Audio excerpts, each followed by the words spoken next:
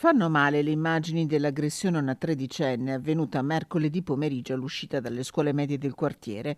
A bloccarla e poi picchiarla con schiaffi, pugni, un calcio alla testa, tutto ripreso con il telefono, tre quattordicenni giovanissime di seconda generazione, denunciate dai carabinieri ai quali si è rivolta la vittima con i suoi genitori.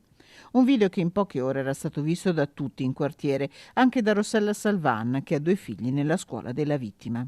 Il video è arrivato anche a me e sono rimasta scioccata. Io parlo come mamma di 2 ragazzi all'incirca della stessa età della vittima, della ragazza.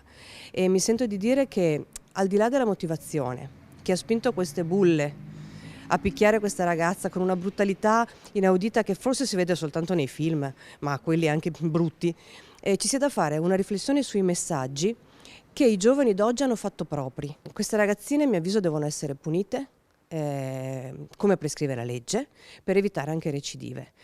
Bisogna fornire ai nostri figli gli strumenti per difendersi dalle aggressioni, per insegnare loro di chiedere aiuto. Negli ultimi mesi sono numerosi gli episodi a Padova che coinvolgono adolescenti terribili che usano violenza forti e coperte dal gruppo su loro coetanee.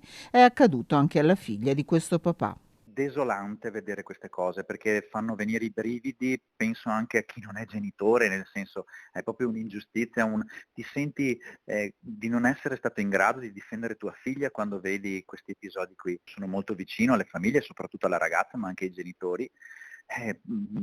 Portate pazienza, denunciate, dovete avere pazienza perché purtroppo i tempi sono lunghi. Da qui un invito a tutti i genitori di adolescenti. Mettere al mondo dei figli non significa farli stop, significa perderci tempo, perderci soldi, litigare magari anche con il partner, ma soprattutto perderci tempo e non aver paura di controllare un telefono, perché ricordiamoci che loro sono piccoli, cioè bisogna sapere dove sono, con chi sono, dove vanno, cosa si scrivono, si aprirebbe un mondo. Controlliamoli questi telefonini, siamo noi i genitori, siamo noi gli adulti.